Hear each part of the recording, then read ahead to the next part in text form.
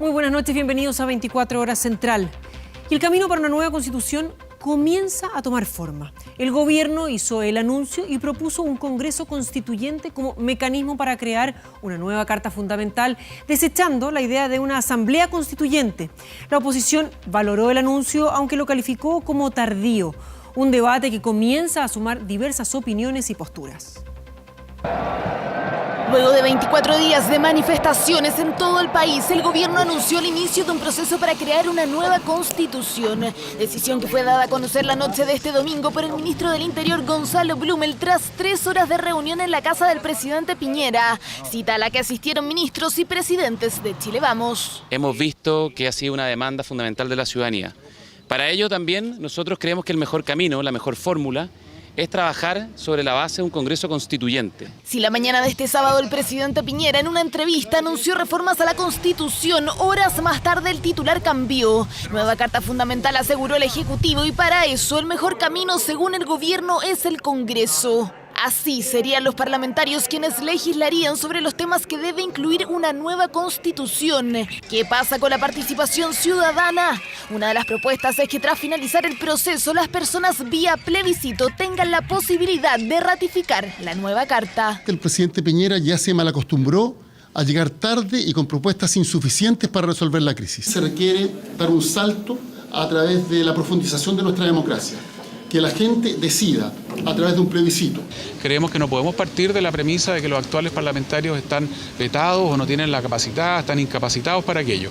El resto tendremos que conversarlo con la oposición y en eso está hoy día el ministro Gonzalo Blumel, que cuenta con todo el respaldo de Renovación Nacional. El gobierno apuesta por el Congreso Constituyente como mecanismo para una nueva constitución y anunció que comenzará diálogos con todos los partidos de oposición para llegar a un acuerdo. Pero ya hay sectores que aseguran que su postura inicial no la cambiarán y seguirán promoviendo una asamblea constituyente. ¿Cuál es el temor de consultar a través de un plebiscito? ¿Cuál es la vía para cambiar la Constitución? Yo tengo una convicción y la tomaría si es que eso se consultara, que es la asamblea constituyente. No es el Congreso actual el espacio donde se debe discutir a puertas cerradas una nueva Constitución, sino que debe ser una instancia electa universalmente, exclusivamente para ese fin. La tesis de la Asamblea Constituyente, que algunos escriben como la única posible, significa al menos 3 años. Y yo creo que no tenemos 3 años. Yo creo que perfectamente podemos hacerlos antes, podemos tener una agenda social que implique una mejora para la calidad de vida de las personas. Aunque el mecanismo para crear una nueva constitución aún no se define, el gobierno ya le cerró la puerta a la Asamblea Constituyente. Nosotros creemos firmemente en que el Congreso es el camino de avanzar en una unión que permita llegar a un gran acuerdo. Nuestro camino no es la Asamblea Constituyente. El oficialismo así se alineó con la postura y van por un Congreso Constituyente. Un debate que recién comienza y que muestra tantas posturas como propuestas de mecanismo para redactar la Carta Fundamental que nos regirá. Hay algo que nosotros tenemos absolutamente descartado como diputados de oposición, y es que sea solo el Congreso el que le proponga a los ciudadanos el texto de una nueva Constitución. Tienen que ser delegados elegidos por la ciudadanía. Hagamos un plebiscito para que los chilenos resuelvan si quieren o no nueva Constitución y hagamos un plebiscito para que sean los chilenos que primero resuelvan el mecanismo. Hoy día se comienza un nuevo diálogo y vamos a ver quiénes están dispuestos a dialogar.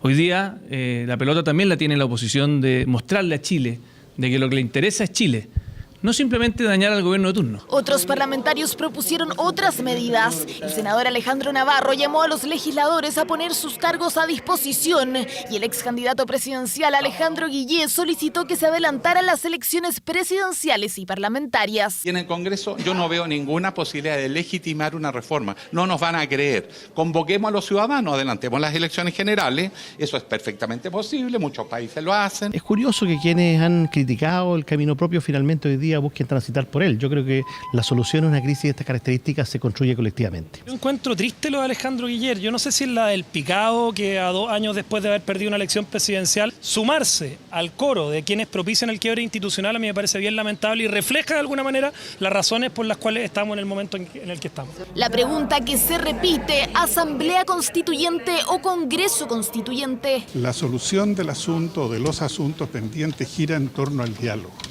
Diálogo que tiene que ser con participación de los actores sociales, de los actores institucionales y de todos los ciudadanos que puedan así expresarse. El gobierno no estableció plazos para la propuesta de una nueva Carta Magna, pero sí dijo que esperará los resultados de los cabildos convocados por la Asociación de Municipalidades. Por ahora ya existe consenso transversal sobre la necesidad de una nueva constitución.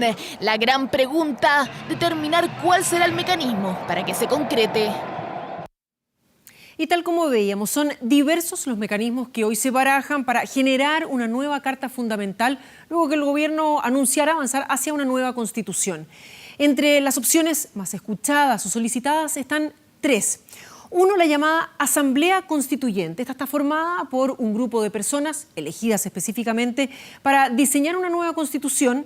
Tras ser escogidos, deben elaborar un texto, el que luego será propuesto a la ciudadanía, que puede ratificarlo o no a través de un plebiscito. Otro de los mecanismos es la Convención Constituyente. Esta instancia, que reúne a miembros del Congreso y a personas electas exclusivamente para diseñar una nueva Carta Fundamental. Y al igual que la Asamblea Constituyente, el texto final debe ser ratificado vía plebiscito. La tercera posibilidad es el denominado Congreso Constituyente. La opción que ha propuesto el gobierno trata de un mecanismo que utiliza al Poder Legislativo para crear una nueva Constitución, la que será discutida y aprobada por el mismo Congreso Nacional o por algunos de sus integrantes. Esta opción en particular, por lo general, no requiere de un plebiscito posterior, pero desde el Ejecutivo promueven que se incluya un llamado plebiscito ratificatorio para que la ciudadanía participe directamente en este proceso. Desde la independencia, 7 constituciones han regido los destinos de Chile. Marcos jurídicos o cartas magnas para determinar los principios rectores del país. El anuncio del gobierno abre las puertas a un nuevo texto que deberá ser debatido, consensuado y luego ratificado en las urnas. La duda que hoy surge es si las principales demandas ciudadanas expresadas en las calles estarán atendidas en el nuevo texto. Una nueva constitución va a permitir, creo yo, hacer reformas que a la gente le hacen mucho sentido y que no se han podido hacer. Sí, eso es cierto. Pero vamos a seguir siendo un país con problemas profundos de desigualdad económica, un país con problemas profundos, creo yo, hoy día de convivencia cívica. Si se elimina el control preventivo que tiene el Tribunal Constitucional, esta posibilidad de echar abajo, abortar una ley que ha sido aprobada democráticamente por el Congreso, ya sería un tremendo avance. Una nueva Constitución no va a mejorar automáticamente las situaciones sociales de injusticia que hay en Chile, pero yo creo que va a despejar los obstáculos para que los presidentes con los congresos a futuro puedan empezar a realmente abordar esos problemas. En Chile ha habido demasiados obstáculos que ha puesto el actual ordenamiento constitucional vigente. Pese a que el gobierno habló de un Congreso Constituyente, en las calles muchos manifestantes piden una Asamblea Constituyente elegida con el único fin de redactar una nueva Constitución. El proceso no puede ser percibido como un proceso elitista o cerrado. Cualquiera sea el mecanismo que se utilice, exista un principio de participación que sea bastante amplio y que no sea retórico. Vale decir, la sociedad civil tiene que tener mecanismos efectivos para influenciar el proceso de reforma constitucional o derechamente de una nueva constitución. La definición de una nueva constitución debe pasar por el Congreso. Los congresistas son electos soberanamente y de manera popular. Ellos son los mandatados. Aun cuando tengan un nivel de valoración el día de hoy muy tan bajo. Este Congreso no puede hacer el cambio constitucional bajo ninguna perspectiva. Lo tiene que hacer el próximo, pero con el mandato constituyente, que son dos cosas muy distintas. 129 artículos tiene la actual Constitución política. Es de carácter presidencialista y entrega al Poder Ejecutivo más atribuciones que al Congreso. Y hay cosas que nadie está pensando en cambiar, como por ejemplo el artículo que declara que Chile es una república democrática o la segunda vuelta presidencial. Entonces, básicamente, una nueva constitución no es un cambio sin abstracto, no, es someter toda la Constitución a un escrutinio, a evaluar cada artículo de la Constitución respecto de su pertinencia. Yo creo, estoy muy convencido que hay cosas de la Constitución que son un progreso. Te pongo un ejemplo, el recurso de protección. No existía antes de 1980. Y si es que hay que hacer algo, hay que hacerlo más robusto todavía. El temor de que aquí entramos en una especie de cuarto a oscuras, digamos, donde pueda pasar cualquier cosa, no tiene mucho fundamento, dado lo que uno observa escuchando a los ciudadanos y lo que uno observa cuando escucha a los partidos políticos. ¿Cuándo y cómo se hará el proceso aún es una incógnita? Según datos del PNUD, otros países que han abordado cambios similares han tardado 16 o más meses en elaborar un nuevo texto. Último minuto. Bueno, y siempre en este tema, la actividad sigue en la sede del Congreso Nacional aquí en Santiago, buscando acuerdos con la oposición. El ministro de Interior ha sostenido una serie de reuniones. Vamos de inmediato al contacto con Kevin Felgueras, que está justamente en el lugar. Kevin, buenas noches. Carola, ¿cómo estás? Muy buenas noches. Precisamente, de ninguna manera se esperaba la llegada del ministro del Interior, Gonzalo Blumel, hasta acá, a la sede del Congreso Nacional en Santiago, pero fue una reunión de última hora con los diputados que integran la Comisión de Constitución, la que hizo que el propio secretario de Estado, el jefe de gabinete, llegara hasta la sede del Congreso Nacional acá en la región metropolitana. La idea era buscar acuerdos, entendiendo que ya se vislumbraba al menos una luz al final del camino en torno a un plebiscito que pudiera ser ratificatorio, es decir, un plebiscito al final de cualquiera de los procesos que se escogiera por parte del Ejecutivo. Sobre eso ya hay un acuerdo que será ratificado en los próximos minutos en la Comisión de Constitución, donde a esta hora se está sesionando y se va a votar dicha indicación, y se nos ha adelantado que se va a votar 13-0, es decir, por completa unanimidad de todos los sectores políticos, un plebiscito ratificatorio al final del proceso. Sin embargo, se pidió la comparecencia del ministro del Interior, que no estuvo en la comisión, sí reunido de manera privada con los diputados de oposición para entender cuál va a ser el mecanismo que va a proponer el Ejecutivo y, sobre todo, si es que se requiere o no un plebiscito para iniciar este proceso. Finalizando la reunión, pudimos conversar brevemente con el ministro del Interior, quien se fue raudo al Senado para sostener más reuniones sobre este mismo tema. Escuchemos parte de sus declaraciones. Lo primero, yo creo que el hecho de estar conversando, yo creo que es una luz. Yo quiero valorar esa luz, porque lo que la gente quiere vernos dialogando. Yo tengo la impresión de que para un plebiscito de salida o ratificatorio hay un acuerdo bastante amplio o muy extendido. Respecto a los otros mecanismos, hay que seguir trabajando. Muchas gracias. Que tengo que partir. Breves declaraciones del ministro del Interior, que da cuenta que sí hay un acuerdo en torno a este plebiscito ratificatorio. Y les cuento que a esta hora la Comisión de Constitución de la Cámara está votando la idea de establecer que el Congreso pueda solicitarle al presidente de la República, a través de un mecanismo, hacer un plebiscito para iniciar este proceso. Esta votación va a finalizar en los próximos minutos con 7 votos a favor y 6 en contra. Los en contra han sido parlamentarios de Chile Vamos, que ya están al menos mostrando su rechazo a la idea de realizar un plebiscito al inicio, pero su completo acuerdo para realizar un plebiscito al final del proceso que ratifique una nueva Carta Fundamental, una sesión que continúa acá en la sede del Congreso en Santiago, de la Comisión de Constitución de la Cámara. Kevin, muchísimas gracias por toda la información. Buenas noches. Y seguimos con otro tema. En prisión preventiva quedó el hombre que disparó contra un grupo de manifestantes e hirió a una persona, esto en medio de una manifestación en Reñaca. El académico estadounidense, que solo tiene inscritas armas de uso de carácter deportivo, fue formalizado por homicidio frustrado. ¡Ándate, mierda! A la vista de todos, dispara en 4 oportunidades contra la multitud. Una bala impacta en la pierna de un joven. Instantes antes y unos metros atrás, a bordo de su camioneta, el conductor no quiso detenerse a bailar ante un grupo de manifestantes que intentó bloquearle el paso. Minutos después de percutar el arma y huir del lugar, se dio el tiempo de hacer una transmisión en vivo por YouTube para intentar explicar los motivos que tuvo para abrir fuego en contra del grupo de manifestantes. Asegura que temió por su vida. Cuando me fui al centro de Reñaca hacia la playa, mi auto fue rodeado por una masa de gente que empezó a sacudir mi vehículo. Yo manejaba con cuidado para no atropellar a nadie, pero no iba a dejar que le hicieran algo a mi camioneta. Y al avanzar comenzaron a golpear el vehículo y entré en pánico. Llevaba mi arma de manera legal. Sé que hería a alguien inocente al que le llegó un disparo en el muslo, y es por eso que ahora debo ir a un cuartel policial. La balacera se registró en la avenida Borgoño de Reñaca, en Viña del Mar.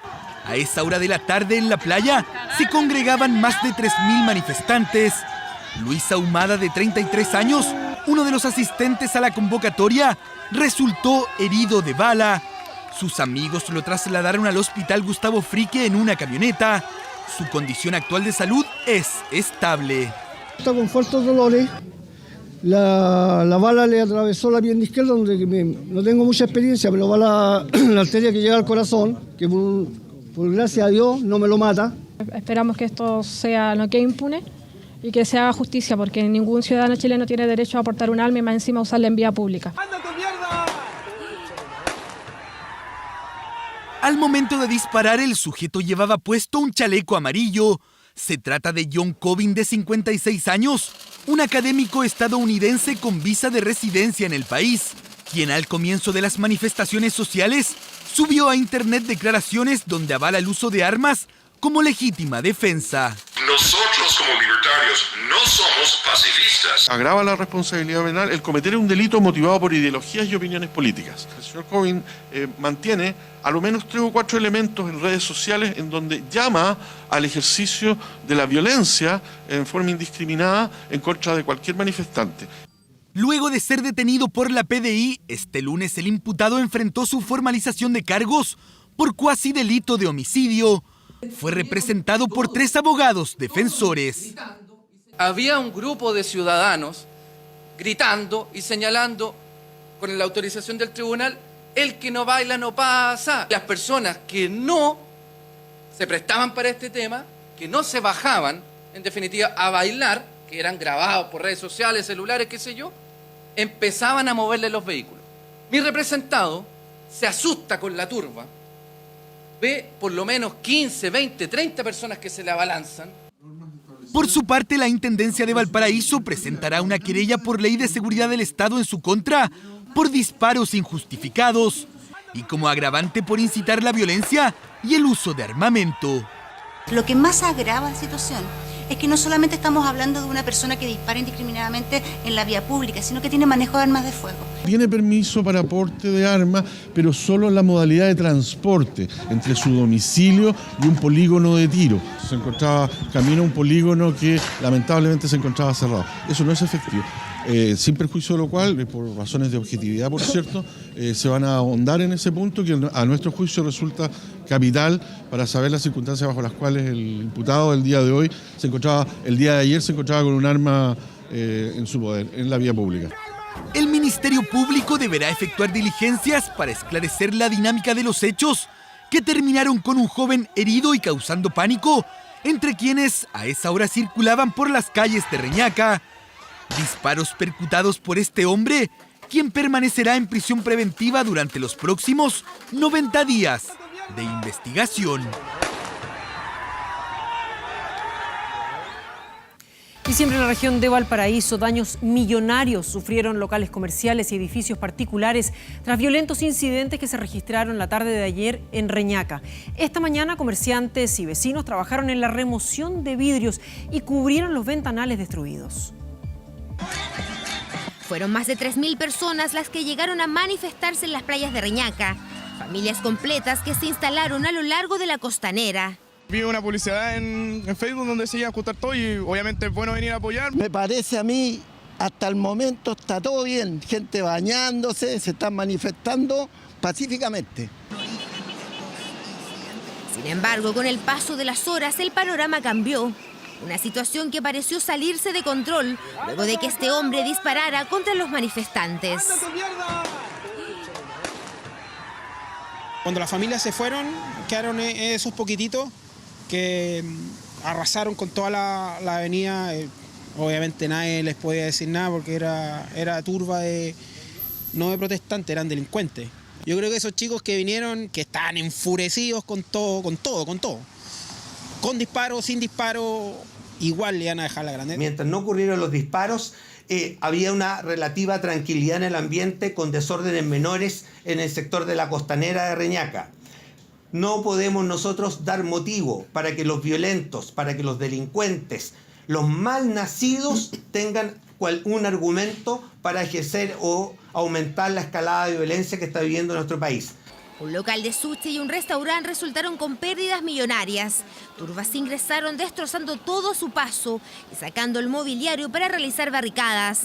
Locatarios que debieron escapar por salidas de emergencia. La teoría era aguantar un rato, pero en verdad se te mete la turba y no hay nada que hacer. O sea, corre por tu vida. Pudimos salir por suerte por una puerta lateral que tiene el sushi. Fue traumático, habían empleados llorando por los vidrios, todo reventado, todas las cosas, se robaron todos, los computadores, como he dicho, los tablets, impresoras, refrigeradores, los insumos, abrieron hasta el salmón, se robaron la comida.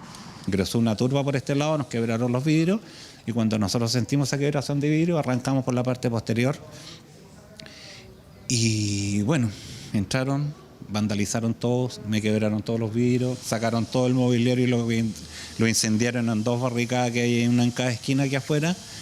Subieron al segundo piso, nos robaron todo lo del segundo piso. Tras el paso de las horas, este era el panorama en las calles de Reñaca. Comercio y edificios particulares con daños importantes. Decenas de vecinos con palas y escobas limpiando las calles. La verdad que es terrible, uno se puede volver a levantar, pero si tú te fijas, la costanera está destruida completa. La verdad es que la violencia solo trae más violencia, así que ojalá que no creo que sea la manera de arreglarlo. Defienden que los balines en los ojos, que la cuestión está bien, pero ellos no estaban comprando dulces, están atacando, destruyendo.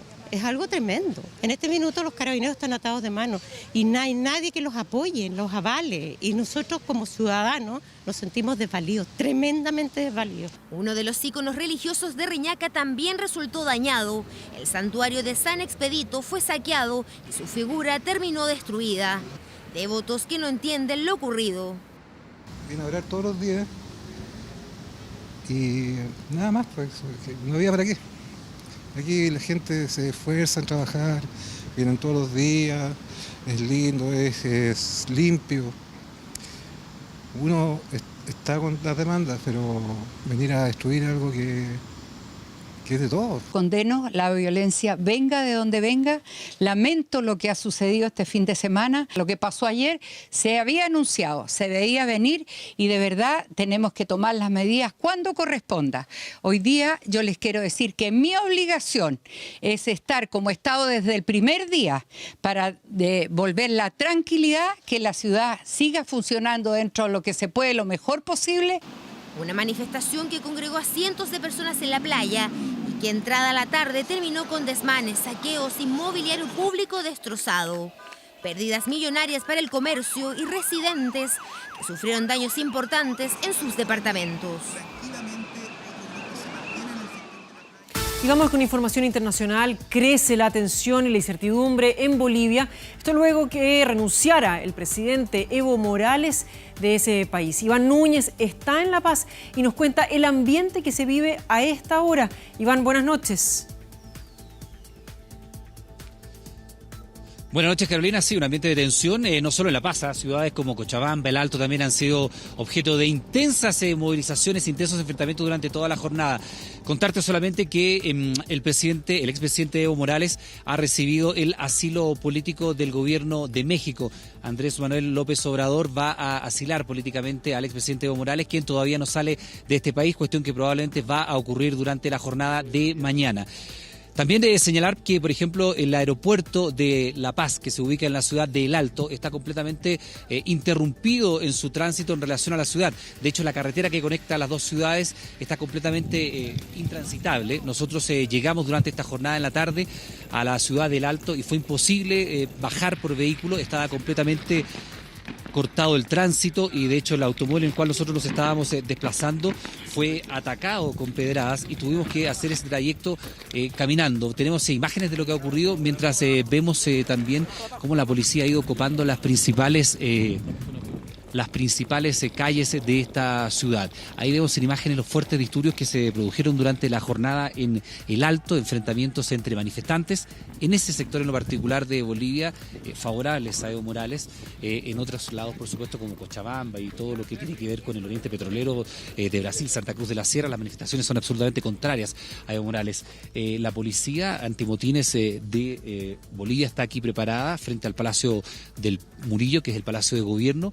Y una cuestión que es bien interesante, estábamos hablando fuera de cámaras con ellos, hace casi 15 años que, por ejemplo, ellos para contener el orden público, para reprimir a los manifestantes, no utilizan balines de goma. Se lo comentábamos a propósito de lo que está pasando en nuestro país.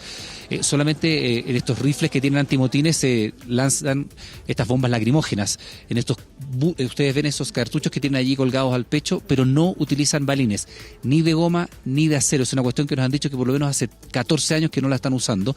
Y es lo que han hecho durante esta jornada. Hemos visto intensos enfrentamientos con los manifestantes, pero no el uso de balines. Tenemos declaraciones precisamente de los intensos incidentes que ocurrieron durante la jornada de hoy en la tarde en la Ciudad del Alto. Pudimos conversar con la gente que se estaba manifestando, que estaban prendiendo barricadas y que estaban también enfrentándose con la policía. Escuchamos parte de sus declaraciones. Yo no quiero la Carlos Misa, es aquí la misa ha pasado, ¿cómo ha pasado el Carlos Misa? Por eso nosotros no queremos. Se han vendido, ellos más antes cuando estaba el gobierno de Evo, no se han pronunciado, no lo han ayudado. Una vez que has denunciado, han venido y han empezado a gasificarnos a nosotros que somos el pueblo, que estamos defendiendo. Ahora, nuestros hermanos están del otro lado, no dejan que nos unifiquemos. ¿Qué quiere la gente? Se accione, no se da cuenta que ese bendito Camacho por racismo tanto nos ha discriminado. Ahora ese desgraciado quiere entrar en la presidencia, no podemos permitir, compañeros. Eso no, si una vez hemos salido de Banzer, de Goni, no vamos a volver a eso. Que se vaya Camacho, él y su discriminación, que se vaya de una vez Camacho. ¡Fuera!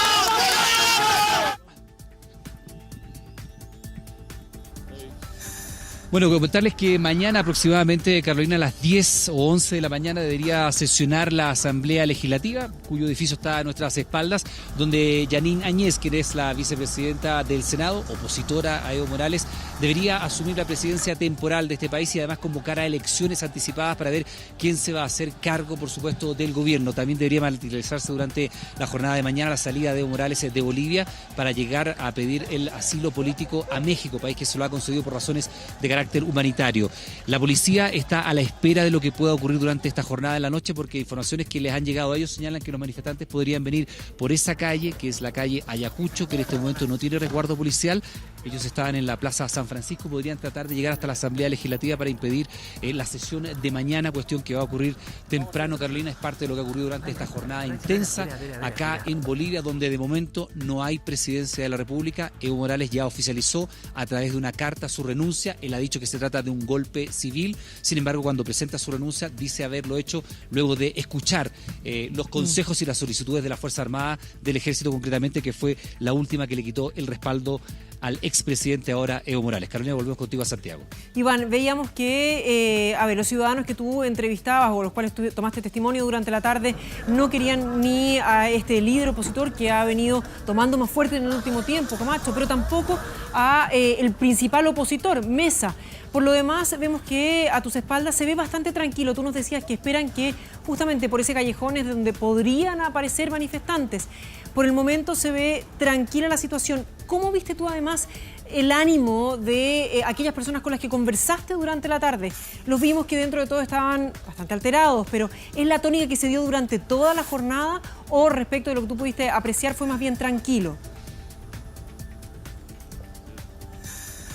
No, Carolina, de hecho, nosotros intentamos bajar por... La Ciudad del Alto está más o menos a 3.600 metros de altura, La Paz está a 3.400.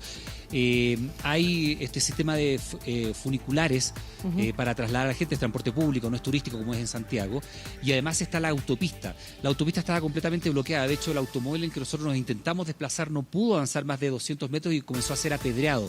Tuvo que retroceder de una manera bastante intempestiva y tuvimos que hacer el trayecto por el antiguo camino que son unas escalinatas. No se puede transitar, hay mucha efervescencia y acá no sé si ustedes alcanzan a escuchar las detonaciones de fondo, donde está la Basílica de San Francisco, que está a unas 3 o 4 cuadras de acá, están los enfrentamientos enfrentamientos a esta hora.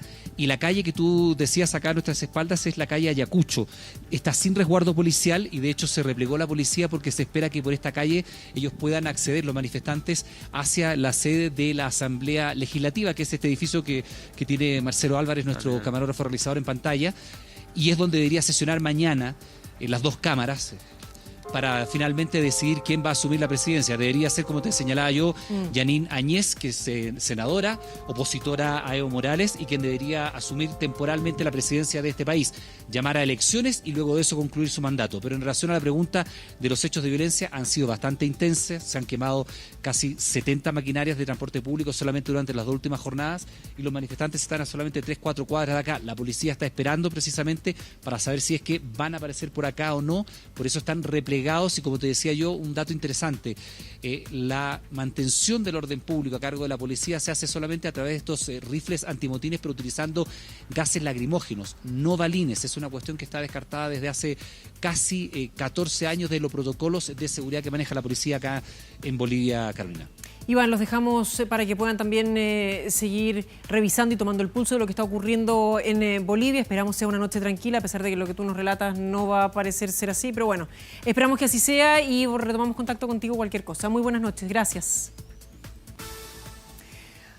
Bueno, y siempre en esta materia, el expresidente boliviano Evo Morales aceptó el asilo ofrecido, como nos decía recién Iván, por México tras renunciar a su cargo, acusado de que fue víctima de un golpe de Estado.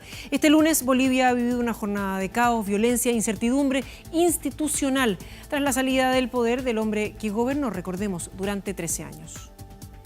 Que hace unos momentos recibió una llamada del presidente Evo Morales, mediante la cual respondió a nuestra invitación y solicitó verbal y formalmente asilo político en nuestro país. Estas declaraciones del canciller mexicano Marcelo Ebrard pusieron fin a las dudas sobre cuál sería el destino de Evo Morales tras anunciar su renuncia. El gobierno mexicano ya había ofrecido asilo al exmandatario y a varios funcionarios de su gobierno y aclaró que lo hace para proteger su vida.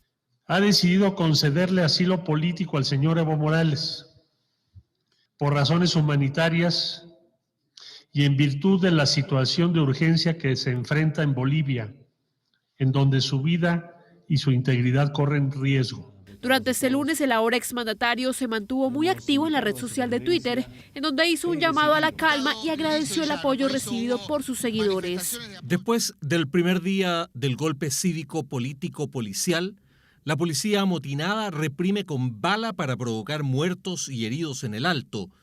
Mi solidaridad con esas víctimas inocentes, entre ellas una niña y el heroico pueblo alteño, defensor de la democracia.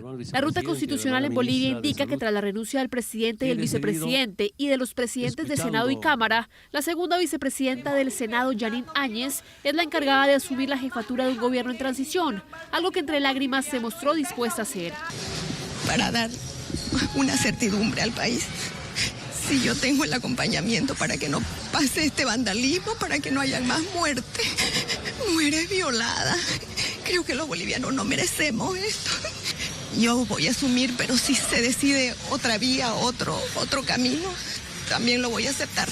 Desde la oposición, los dos líderes visibles, el expresidente Carlos Mesa y el empresario Luis Camacho, negaron que en Bolivia haya ocurrido un golpe de Estado. Seamos claros. Aquí no se ha producido ningún golpe de Estado, sino por el contrario, una legítima y masiva movilización ciudadana, una auténtica primavera boliviana democrática. Nuestra posición fue bajo la resistencia pacífica en las calles, pidiendo, en función de los tiempos, primero nuevas elecciones y finalmente hablamos de una renuncia en función de la palabra que empeñó el presidente Morales. Tras la renuncia de Evo Morales se ha desatado una oleada de reacciones internacionales que se dividen entre quienes apoyan que en Bolivia hubo un golpe de Estado, como es el caso de Rusia, Cuba, Venezuela, Uruguay y México. Prefirió renunciar a exponer la vida de sus conciudadanos. Quienes como Estados Unidos celebran la salida de Evo y aseguran que es un mensaje para regímenes autoritarios como Venezuela y Nicaragua, y quienes critican el actuar de los militares bolivianos en democracia, como es el caso de España. Y nos preocupa también que haya sido la intervención del ejército pidiendo la dimisión o el cese o la renuncia del presidente el que haya provocado una situación que hoy es de vacío de poder. Mientras que en Argentina se realizaron manifestaciones multitudinarias a favor de Morales, en la Embajada de Bolivia en Buenos Aires y en otras ciudades. En lo que coincidió la comunidad internacional fue en expresar su preocupación por los altos niveles de violencia que se han desbordado en las calles tras la renuncia de Evo.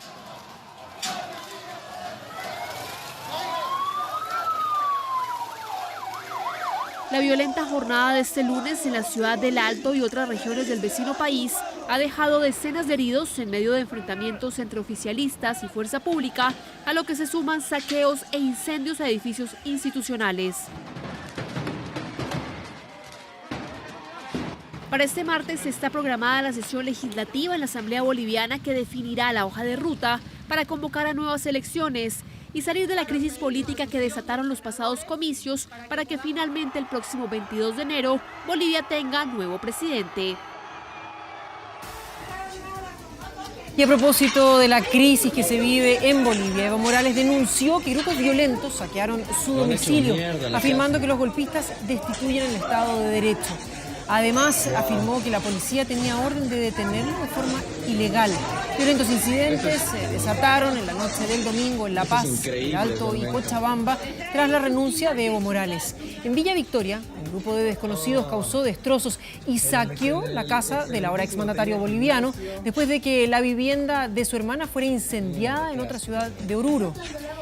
Además, quemaron la vivienda del ministro de Minería y atacaron una flota de buses municipales. El propio Morales denunció los hechos a través de su cuenta de Twitter y afirmó que Bolivia y el mundo son testigos del golpe. Por su parte, la policía boliviana negó que existiera una orden de detención contra el líder socialista. Los que sí fueron arrestados son la presidenta del Tribunal Supremo Electoral, María Eugenia Choque, y el vicepresidente Antonio Costas, acusados de fraude en los comicios generales del 20 de octubre.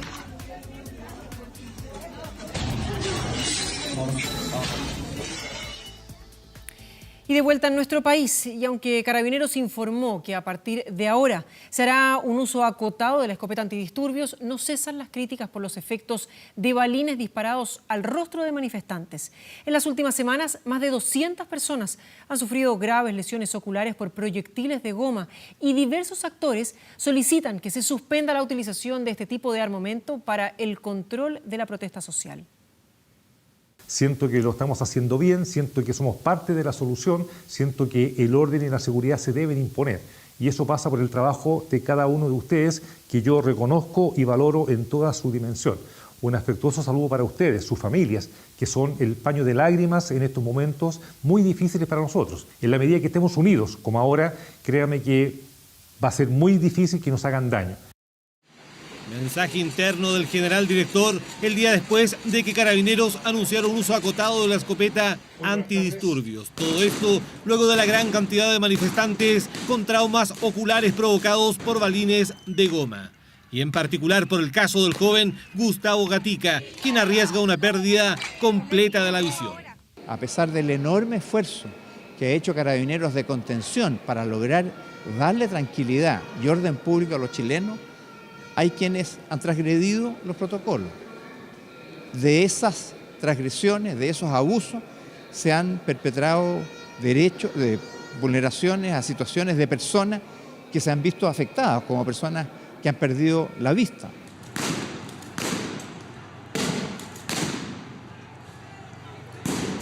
El protocolo que regula el uso de la fuerza por parte de Carabineros fue actualizado en marzo de este año y establece que la escopeta antidisturbios solo se puede utilizar en los niveles 4 y 5 de agresiones activas y potencialmente letales en contra de la policía. Se deberán considerar la distancia entre el tirador y el objetivo, características del lugar y la presencia de niños, niñas y adolescentes, mujeres embarazadas, adultos mayores y personas con capacidades diferentes, todo para evaluar el tipo de munición y la conveniencia de su uso.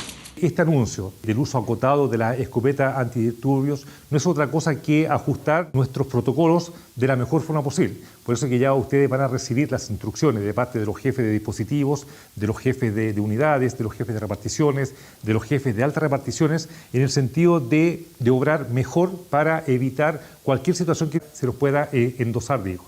Finalmente, quisiera decir que todos aquellos que están siendo sumariados, que todos aquellos que están puestos en conocimiento o a disposición del Ministerio Público, sepan que vamos a tomar todas las acciones, todos los resguardos para que tengan el debido proceso y sobre todo tengan la defensa que todo el mundo tiene derecho. El uso de balines por parte de carabineros y la gran cantidad de personas con lesiones oculares han causado preocupación a nivel internacional.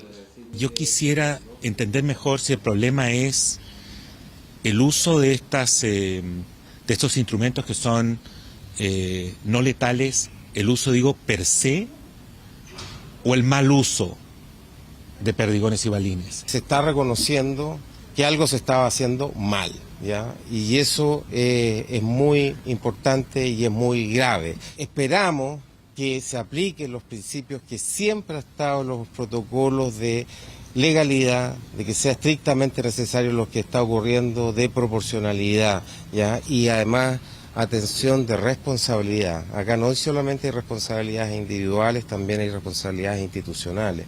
Durante esta jornada, la Misión Internacional de Observadores de Derechos Humanos se reunió con el presidente de la Corte Suprema y entregó un adelanto de las conclusiones sobre su trabajo en Chile. Carabineros no está utilizando en particular las escopetas antidisturbios para dispersar una manifestación violenta o para repeler un ataque. Lo que está haciendo es aleccionar y castigar a los manifestantes. Y eso nos preocupa enormemente. Salir a protestar y reclamar por lo justo y que una persona quede ciega, como han estado ahora practicando, el tirar a los ojos al pueblo, es una brutalidad que no se puede consentir. Respecto de las escopetas, estamos haciendo una petición urgente para que cese su uso hasta tanto haya una evaluación independiente respecto de los protocolos y respecto de las consecuencias que han causado. No se pueden seguir usando escopetas con la cantidad de lesionados que hay. En el Congreso, parlamentarios de oposición presentaron un proyecto de ley para prohibir el uso de la escopeta antidisturbios en contra de manifestantes. Esto no es orden público, balear a los conciudadanos, balear a tus propios conciudadanos, dejarlos sin vista, que pierdan el ojo. Esto no es orden público. Esto es realmente un crimen. Este es un proyecto de ley que lo que hace es decir basta y que cuida a niños, niñas, adolescentes, familias que quieran legítimamente manifestarse. En este escenario, el gobierno tomó la determinación de invitar a la Comisión Interamericana de Derechos Humanos para que observe en terreno la situación en Chile. Y revisamos ahora consecuencias financieras, y es que el dólar está imparable. Este lunes la moneda norteamericana llegó a los 760 pesos, su valor más alto desde que hay registro en Chile. La incertidumbre económica y social son las principales razones para el alza que complica a millones de chilenos directamente en su bolsillo. 765, 775, 780 pesos. Nunca antes el dólar había estado a un precio tan alto en Chile. Muchos sorprendidos, otros complicados e incluso las casas de cambio no pueden creer el salto en el valor de la moneda norteamericana. Aquí pega de igual a todos.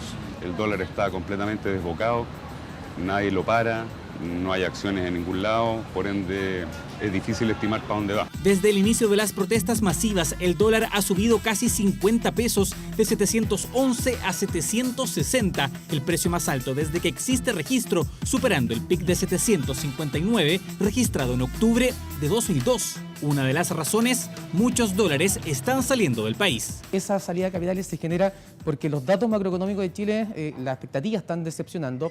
Por lo tanto, se van dólares, se van las inversiones o no llegan inversiones que van a llegar. Al salir divisas del país, quedan menos dólares circulando. Y al quedar menos dólares, se genera una escasez que implica un alza en el precio. Eso, sumado al mayor interés de muchos por comprar divisas, impulsa el precio y pone en jaque a varios comercios.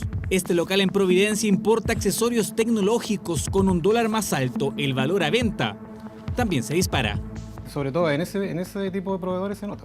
Entonces, a la larga, si sube mucho el producto, la idea no es traspasarla al cliente, porque a la larga, o sea, yo lo puedo traspasar, pero también se me va a traducir en venta, en menos venta. Productos más caros, viajes al extranjero menos convenientes y combustibles que podrían subir de precio son algunos de los impactos de tener un dólar más alto. Si se mantienen todos estos focos actuales, deberíamos estar viendo un dólar en 770, 780 sin ningún problema, y no descarto que incluso podríamos acercarnos a los 800 pesos en algún momento. Si está muy caro el producto no lo puedo comprar porque a la larga el cliente tampoco va a querer pagar.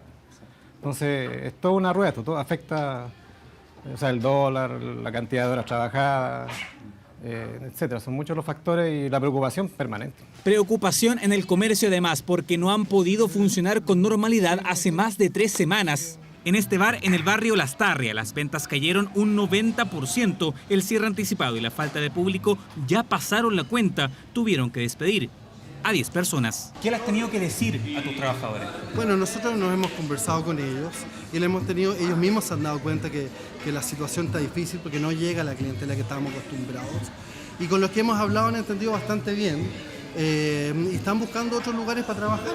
Porque la situación es en extremo delicada. Yo he calculado que yo puedo estar así como estamos funcionando y solo juntando para sueldos, yo puedo estar de 2 a 3 semanas y no más que eso. ¿Qué pasaría después? Tengo que cerrar nomás y esperar qué hacemos. El 95% de los locales ligados al comercio en la región metropolitana han modificado la jornada laboral de sus trabajadores. Las ventas cayeron entre un 15 y 20% en octubre y se calcula la pérdida entre 80.000 y 100.000 empleos, producto de la crisis. Pero el panorama puede ser peor.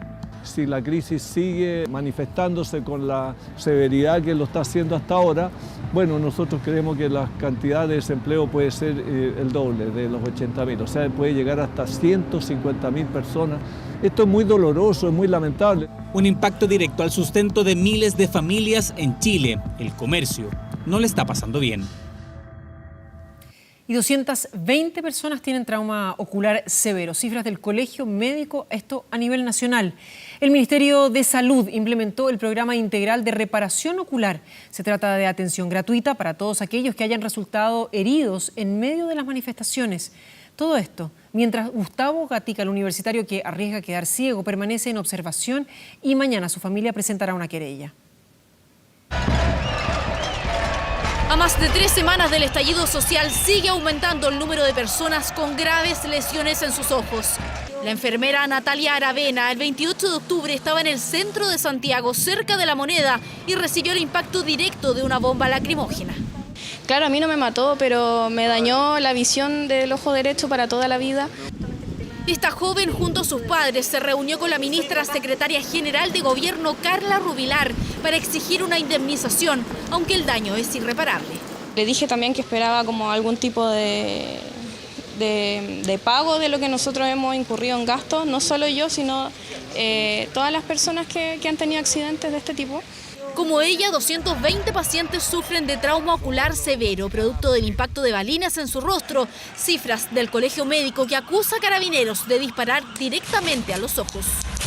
Claramente hay lesiones que son directamente atribuidas a un impacto directo en la cara. Ustedes ven los videos y efectivamente se dispara a 90 grados.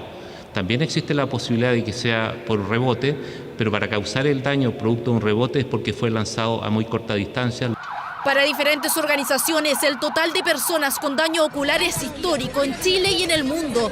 En medio de esta crisis, el Ministerio de Salud implementó el programa integral gratuito de reparación ocular.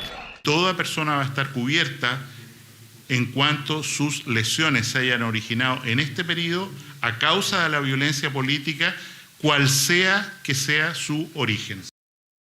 Podrán acceder personas del sistema público o privado, plan que incluye desde una cirugía hasta la prótesis, además de terapia psiquiátrica. La unidad de trauma ocular del Hospital El Salvador implementará el programa. En el caso de las regiones, si los recintos no tienen la prestación, se les pagará alojamiento al paciente para que viaje a Santiago. Anunció a 3 días que Gustavo Gatica, el estudiante de psicología de la Universidad Academia de Humanismo Cristiano, fuera operado de urgencia. Sus ojos fueron impactados por balinas cuando estaba en Plaza Italia y arriesga quedar ciego. Él es una persona de una extraordinaria serenidad y fortaleza. Y creo que eso lo plantea como una persona capaz de ser resiliente y de enfrentar lo que va a venir ahora con mucha conciencia y lucidez. Gustavo Gatica perdió uno de sus ojos y permanece en la Clínica Santa María. Sus familiares y la universidad presentarán una querella contra los responsables, acción legal que interpondrá el exfiscal Carlos Gajardo.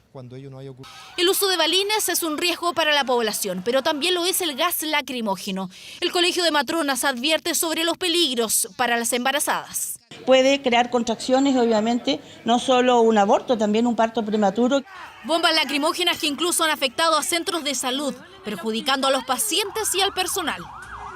Ahí hay que detener un poco la actividad. Si hay una cirugía, se tendrá que detener dentro de lo posible. Son algunos de los efectos más amargos de la crisis social y cuyas consecuencias para más de 200 chilenos serán de por vida. Último minuto. Y hace minutos en el Congreso Nacional de Valparaíso, en este caso, no aquí en Santiago, el ministro de Hacienda anunció importantes medidas. Entre ellas, se trata de un acuerdo para rebajar las tarifas del transporte público a los adultos mayores. Vamos de inmediato con Poirot Escobedo, que nos tiene detalles. Poirot, buenas noches. Buenas noches, Carolina. Efectivamente, un marco de acuerdo que se acaba de firmar ahora, precisamente cuando se está terminando de votar hasta total despacho la glosa presupuestaria del año 2020. Tú lo decías, se contempla esta rebaja de tarifa de un 20% para los adultos mayores pertenecientes al 60% más vulnerable del país, y también destacable la condonación del impuesto penal que tiene el CAE para los estudiantes de la educación superior. Un marco de acuerdo que se acaba de alcanzar y que ingresa a través de indicaciones al presupuesto en la Comisión Mixta de Hacienda, que, repetimos, votará hasta total despacho el presupuesto de la Nación 2020. Pasemos a escuchar cuáles fueron las impresiones del propio ministro de Hacienda, Ignacio Briones, y también del presidente de la Comisión de Hacienda, el senador Ricardo Lagos Weber. Tenemos un compromiso en este marco de entendimiento de hacer una contribución a bajar la tarifa del transporte público de nuestros adultos mayores más vulnerables. Nos parece importante señalar ese elemento. En tercer término, hay un compromiso con elevar la inversión pública que se hace. Esto es relevante en un contexto en que la situación económica va a ser más desacelerada.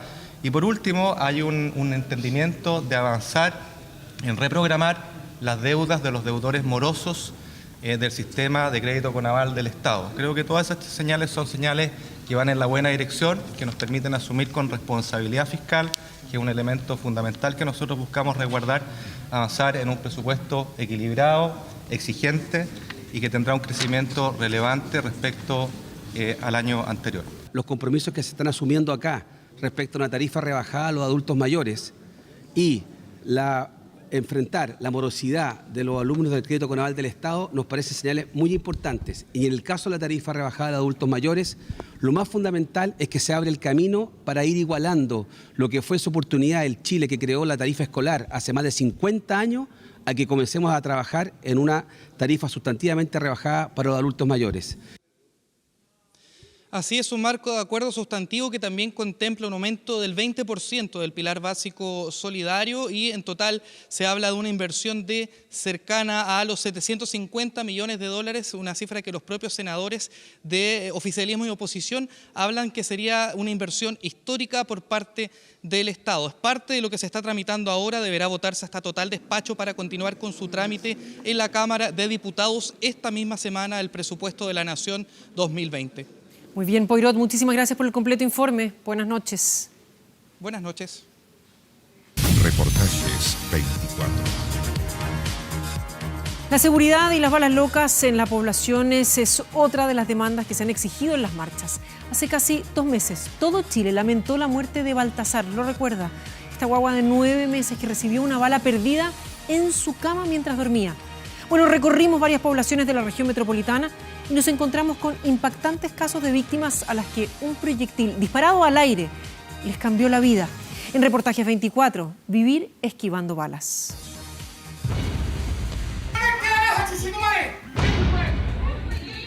A veces uno no tiene los medios como para salir de la comuna. Mira cómo trafican los perros. Ahí van a traficar. se escucharon esos balazos y yo no me alcancé ni a dar cuenta cuando yo ya tenía uno en la cabeza. Empecé a buscar las noticias, todo, y de que falleció mi hija y empezaron a haber más casos. Se me derrumbó todo cuando falleció. Aunque uno cuide mucho a su hijo, los proteja mucho, pero le puede pasar lo mismo que le pasó a mi hija. Gente del sector se creyó con el poder de amenazar a alguien y percutir disparos. Esta es la ley de la vida, ¿no?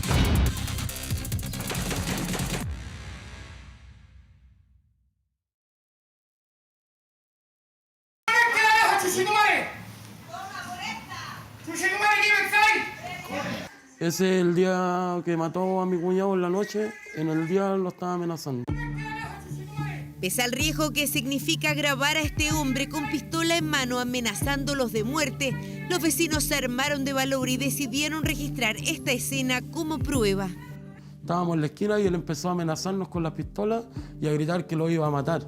Están hastiados, ya no dan más.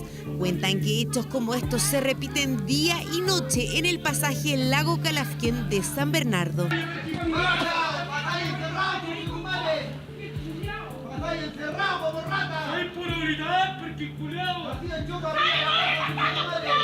Le gusta andar con las pistolas, mostrar que tiene poder de fuego.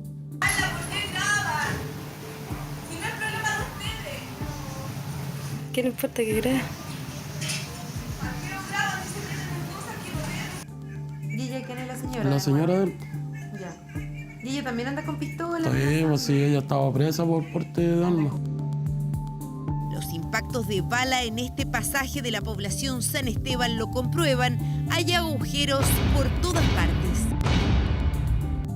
Las casas ya están todas juntas, o sea, puede caer en cualquier lado. Gracias a Dios no le ha caído ni un niño allá. Él sale al balcón y dispara de puro gusto. De puro gusto. Imagínense la bala que mató al niño, al Bartazán. ¿Cuánta gente a lo mejor, gracias a Dios que a lo mejor ahí no le ha llegado a nadie? Pero si sigue así, si sigue el poder de fuego que tiene este gallo, ¿en qué vamos a parar? Más adelante le contaremos la dura lucha que ha dado esta familia para frenar la delincuencia en el barrio donde han vivido por más de 30 años.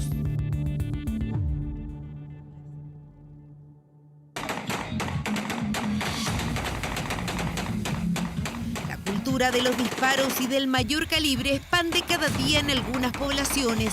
Sobrevive el más fuerte, el que intimida, el que hace lo que quiere. Muchos viven constantemente amenazados.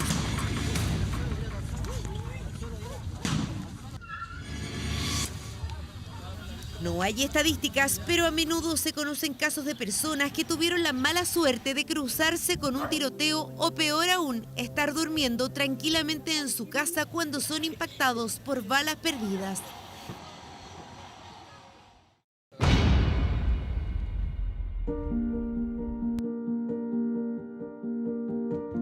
Es lo que le ocurrió al pequeño Baltasar de 9 meses, una familia de La Pintana que quedó devastada y que aún no sabe quién es el responsable del asesinato a un inocente que recién empezaba a vivir. A un mes de la muerte de Baltasar volvimos a La Pintana. Es la primera vez que Linda, la madre del niño, abre las puertas de su casa para contarnos la pesadilla que vivieron dentro de esta pieza. Y Baltasar estaba durmiendo en la orilla y aquí fue donde cayó el proyectil. Ahí está el hoyito. Fue horrible porque despertamos y yo lo primero que grito es que había sido un ratón, pues. Nosotros no sabíamos qué hacer. Mis papás viven al lado, así que mi papá sacó la camioneta y nos llevó al hospital. Y cuando llegamos al hospital, después de un rato nos enteramos que había sido una bala porque como que recordé fugazmente que había un hoyo. Una bala que hasta ahora no sabe por qué llegó a su cama, quién la disparó. Pese a que ha recibido el apoyo de distintos sectores, incluido el presidente de la República, ella sabe que es muy difícil dar con él o los responsables de ese disparo. Y estaría mucho más tranquila saber que ya está pagando a la persona que hizo daño. Pero yo lo veo que esto igual es como una aguja en un pajar. Porque de dónde vino y quién fue es súper complicado. Linda asegura que el sector donde vive es tranquilo, que las calles vetadas donde reina el narcotráfico, las balas y los fuegos artificiales están en otros sectores de su comuna, aunque después nos reconoce que las empresas de servicio los tienen catalogados como zona roja. Uno igual se acostumbra, po.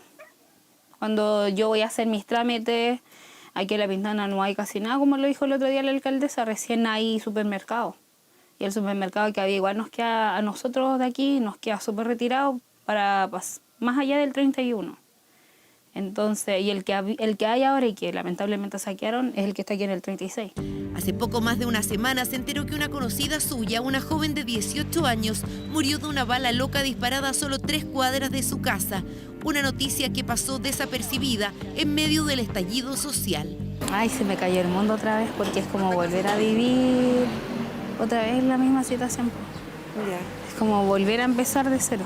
¿Y tú conocías a esa niña? Sí, siempre me venía a vender cosas así, juguetes, ropita para el niño.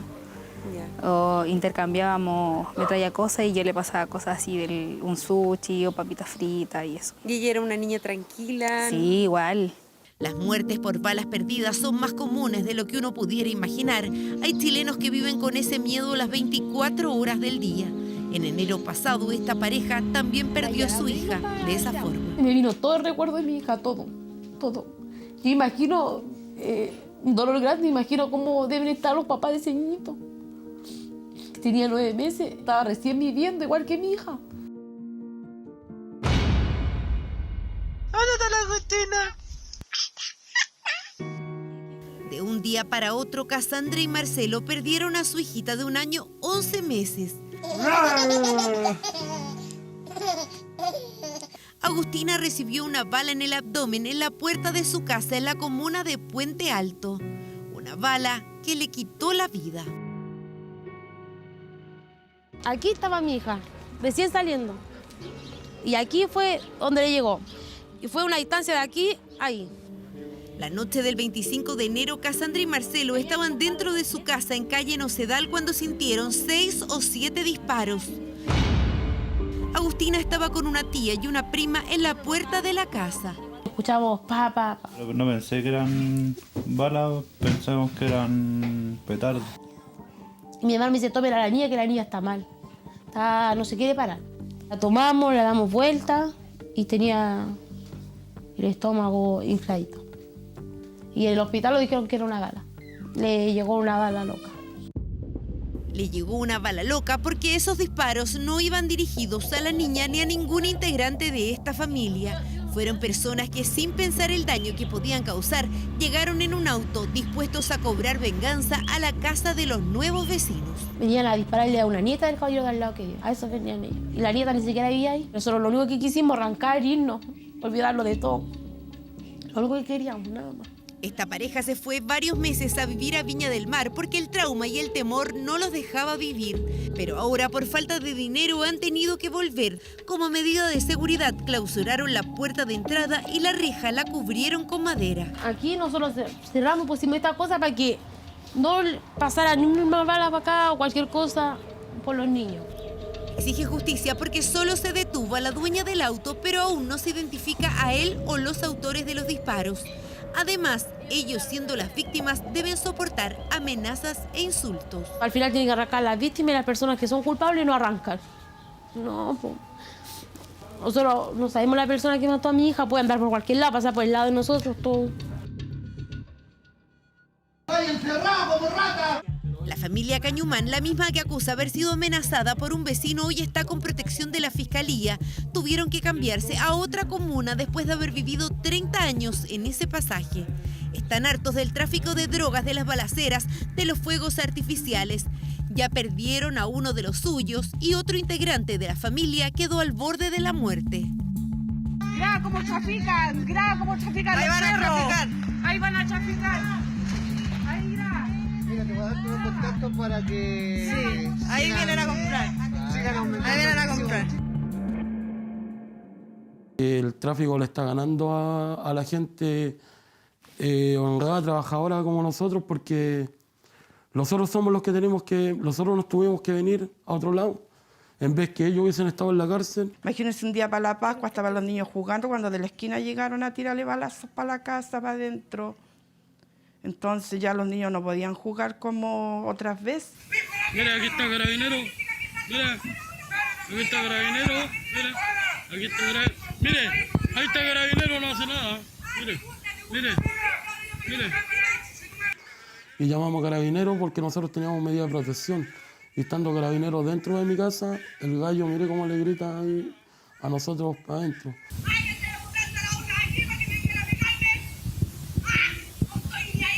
Y los Carabineros adentro los decían, si salen ustedes los vamos a llevar detenidos.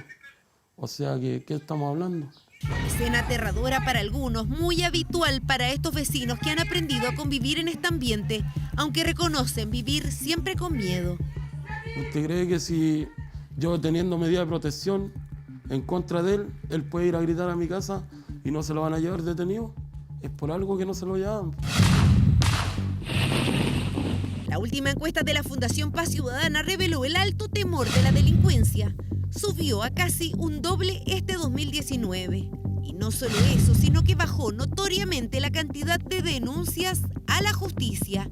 Esto porque las víctimas muchas veces no se sienten resguardadas.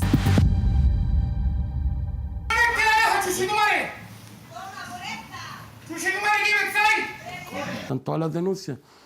Me habían archivado el caso. ¿Por qué? Porque nunca me llamaron por teléfono, nunca me citaron a mí a declarar. Me archivaron el caso como, ya, dejémoslo ahí encarpetado. Por eso yo fui a reabrir el caso, porque esto no puede seguir así. Marya, estudiante de 5º año de Ingeniería Civil Industrial de la Universidad de Chile, es una sobreviviente de una bala perdida que estuvo varios meses alojada en su rostro. Se escucharon esos balazos y yo no me alcancé ni a dar cuenta cuando yo ya tenía uno en la cabeza. Nunca supo quién le disparó. Inexplicablemente, tampoco la llamaron a declarar. Y así, sin el testimonio de la víctima, dieron por cerrado el caso sin responsables. Siento que hubo muy poca empatía desde los organismos, desde las instituciones, las policías, para con mi caso.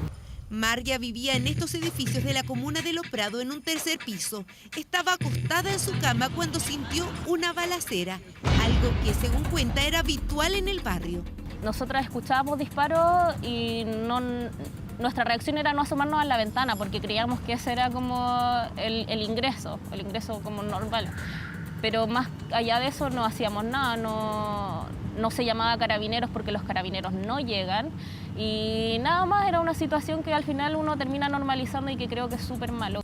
Un barrio que está marcado donde no se permite el ingreso de desconocidos. De hecho, cuando estábamos grabando estas imágenes fuimos atacados con piedras. Nunca más pudo dormir en ese lugar, quedó con secuelas de por vida, tanto físicas como psicológicas. Tengo baja visión del ojo izquierdo, de hecho quedé con 20%, estoy sin olfato también, como eso es irreversible, al igual que lo de la visión. Y duele como víctima, pero yo creo que duele como sociedad también. Un dolor inexplicable, duele no saber, duele no tener justicia. Cuando fue la familia del niño Baltasar a visitar allá, a La Moneda, todo ofreció que iba a ser una ley Baltasar, que aquí, que allá, y todavía, con todo lo que pasó, ni no he escuchado nada más de eso. Nada más de eso. Yo lo que quiero es que sea justicia, eso es lo que yo quiero. Se están enfocando mucho en los saqueos, en todo eso, pero las poblaciones no se preocupan de narcotraficantes, no se preocupan de la alma, no se preocupan de las balas locas, de eso no se preocupan. Se sienten tan abandonados, tan postergados, que todo lo que estamos viviendo en estos días, ellos lo han visto por televisión. Aquí no, aquí nosotros somos gente pobre, gente que no... pero para el centro, para todos lados, sí. Aquí podía haber pasado lo que haya pasado, llamar a los carabineros, ningún carabinero contestaba. Lo que estaba pasando aquí no en realidad no estaba pasando, po. Es más en Santiago donde como esos focos de... Pide leyes más estrictas en el control de armas y mano dura. No quieren que historias como las de Agustina, Baltasar y otros tantos niños que han muerto por balas perdidas se vuelvan a repetir. Yo tengo a mi hijo que tiene 1 mes y a mí no me gustaría que mi hijo saliera y que le pasara lo mismo que le pasó a mi hija. Eso es lo que yo no quiero. Son familias que mientras eso no pase seguirán viviendo con temor, escondidas y atadas a un barrio del cual no es tan fácil huir.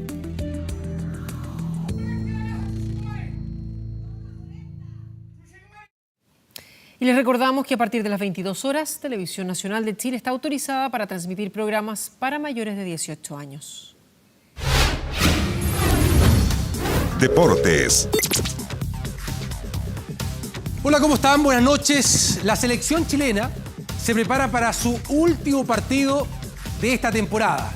¿Sí? El 19 de noviembre va a enfrentar a la selección de Perú. Partido amistoso se jugará en Lima. Todo esto antes del inicio de las clasificatorias para la próxima Copa del Mundo de Qatar 2022. Recordemos que Reinaldo Rueda hizo esta nómina solamente con futbolistas que militan en el ámbito internacional. Varios de ellos ya llegando a nuestro país. Detalles lo vemos en la siguiente nota.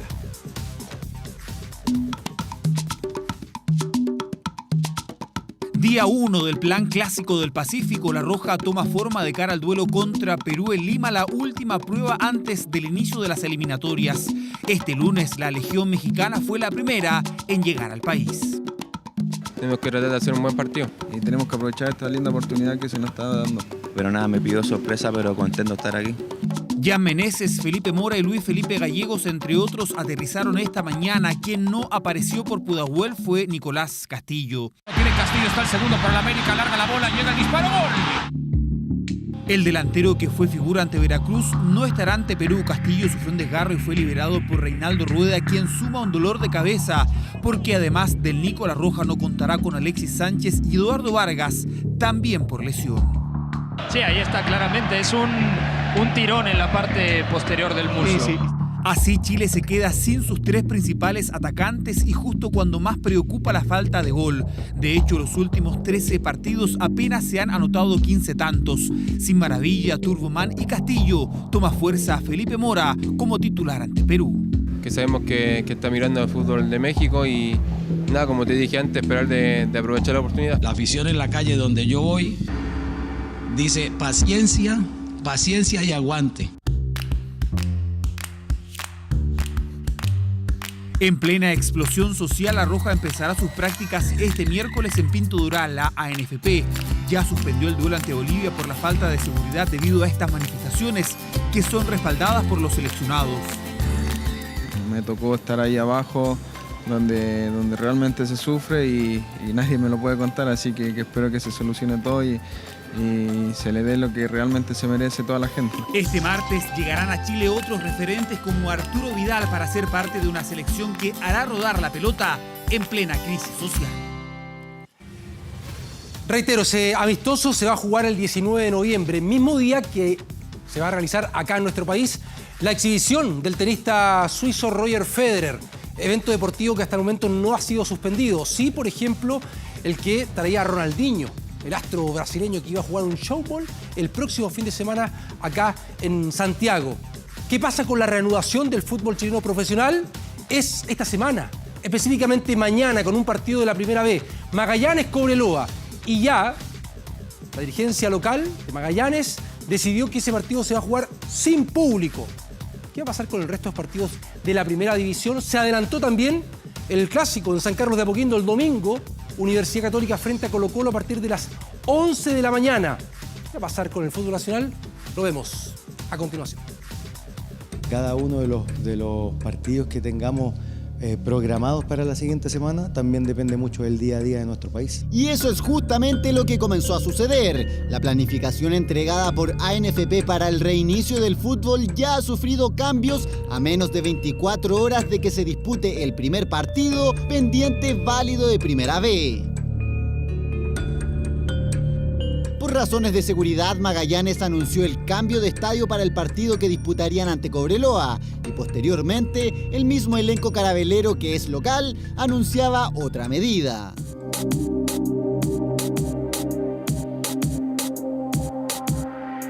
El partido de este martes se llevará a cabo sin público en el Estadio Municipal de La Pintana, medida que también replicó Deportes Melipilla, otro de los equipos locales que tiene pendiente una fecha.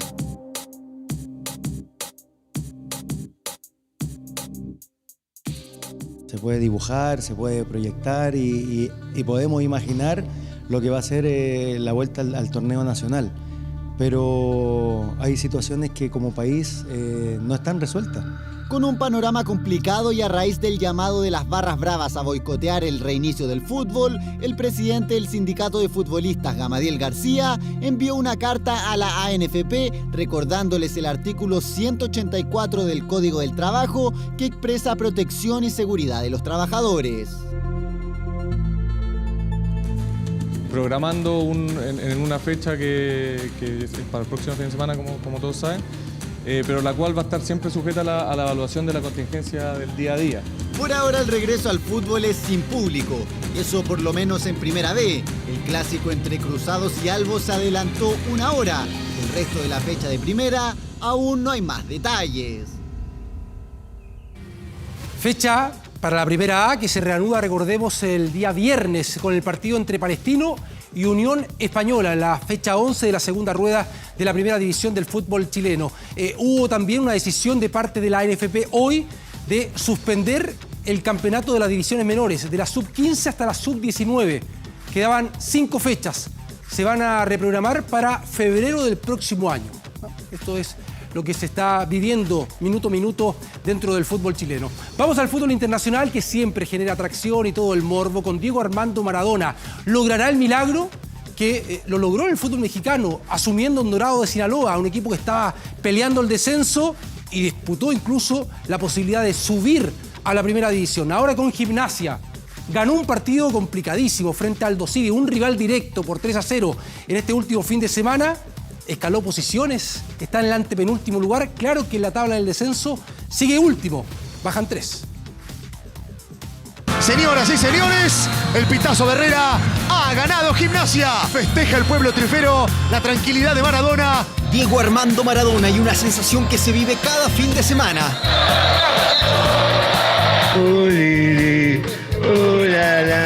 Diego no se va.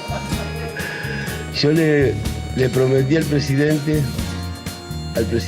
que a mí me va a tener que echar. Porque yo del Lobo y de esta chica me va a tener que sacar la gendarmería. En cada estadio que visita, el Diego recibe el cariño de un público emocionado que rinde homenaje a su ídolo. No es que me sorprenda, pero sí, la verdad que esto es increíble. Gimnasia venció 3-0 al Aldo Civi y sueña con la salvación, y Maradona sigue con su tradición y celebró así.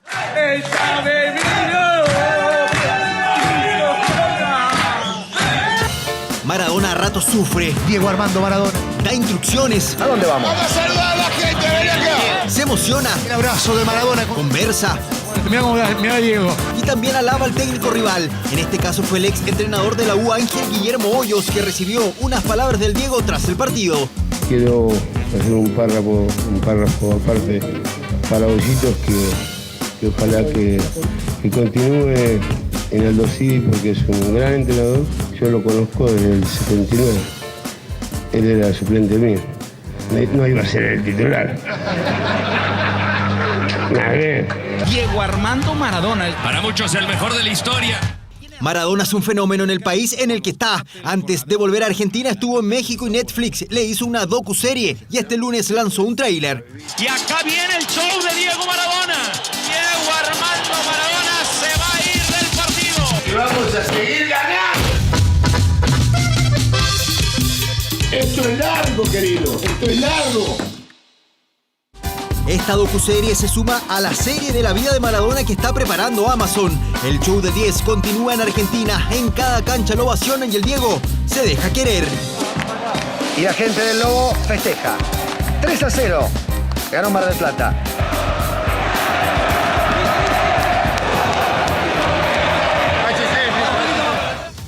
Y la segunda jornada del Máster de Londres en imagen, donde juegan los 8 mejores tenistas de esta temporada 2019. Ahí el partido que generaba gran expectación. Alexander Zverev dio la sorpresa venciendo a Rafa Nadal. No ha llegado 100% en el aspecto físico el español. 6-2 y 6-4 el triunfo para Zverev. El público ahí en Londres ha visto en casi 24 horas cómo han perdido los dos grandes jugadores que más Grand Slam tienen. Recordemos lo de Roger Federer, que había perdido ayer con Dominic Thiem. Y en otro duelo, Stefano Tsitsipas venció al ruso Daniil Medvedev por 7-6 y 6-4. Esta derrota, bueno, para el griego, por primera vez vence al ruso luego de 5 derrotas consecutivas. Para este miércoles se esperan los duelos de Roger Federer contra Matteo Berrettini y el de Novak Djokovic frente a Dominic Thiem. Y a propósito de tenis, recordemos que la próxima semana comienza el Grupo Mundial, la Copa Davis, con transmisión del área deportiva de TVN para los duelos de Chile del 19 y del 21 de noviembre frente a Argentina y Alemania, el equipo capitaneado por Nicolás Massú. Con esa información vamos a la pausa. Ya regresa Carolina Escobar con más información en 24 Horas Central.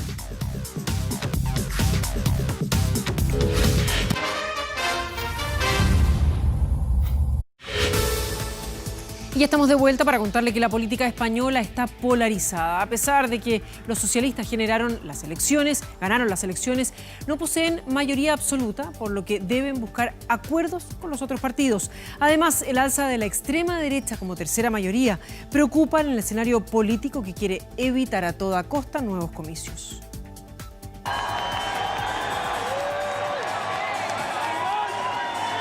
Como una victoria algo agridulce. Así fue descrito por los propios socialistas su triunfo en las elecciones del 10 de noviembre.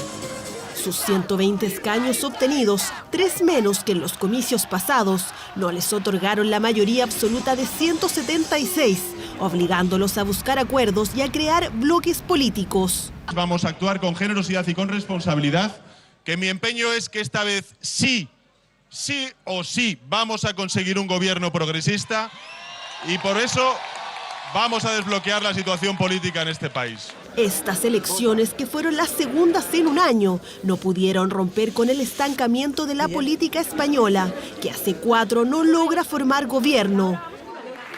Es por esto que el líder socialista Pedro Sánchez prometió estar dispuesto a trabajar con todos los partidos, o más bien con casi todos.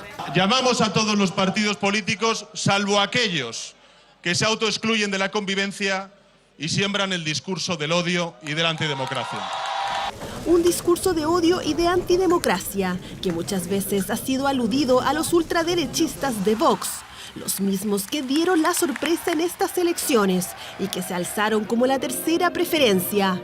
Los españoles nos han votado para que hagamos oposición y por lo tanto les anunciamos que nosotros votaremos en contra de cualquier gobierno liderado o integrado por el Partido Socialista. La postura antiseparatista catalana de la ultraderecha le habría ayudado a duplicar sus escaños a 52 y a superar a los partidos Unidas Podemos y Ciudadanos, el gran perdedor de la jornada. Los españoles, al igual que su política, están divididos y critican el actuar de sus partidos. Ha sido un error volver a repetir las elecciones. La situación está peor que hace unos meses atrás. El avance de la extrema derecha me parece terrorífico y además estoy muy enfadada con que no se llegara a un pacto. Y la izquierda, pues bueno, veremos con quién puede pactar Pedro Sánchez. Ha sido un batacazo, pero para todos, incluyendo para la población, claro, porque estamos en las mismas de antes. Según analistas locales, existen 2 posibles escenarios que llevarían a la formación de un gobierno. Uno sería el bloque formado por los socialistas y los de Unidas Podemos, mientras que el otro estaría a cargo del Partido Popular y Vox.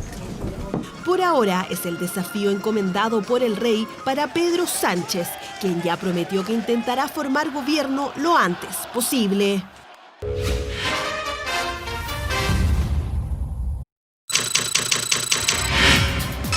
24horas.cl. Atención, vamos a nuestro sitio porque el Mineduc, el Ministerio de Educación, informó sobre el nuevo plazo para las postulaciones a la gratuidad, becas y créditos para la educación superior para el 2020. Todos los detalles sobre la nueva fecha, cómo postular, los pueden encontrar en nuestro portal de noticias 24horas.cl. No solamente información de servicios, sino que también tenemos todo lo que está ocurriendo en el mundo y a nivel nacional. Hasta aquí esta edición de 24 Horas Central. Muchas gracias por haberse informado con nosotros. Los dejamos ahora con el TV Tiempo y luego un nuevo capítulo de Esposa Joven. Buenas noches.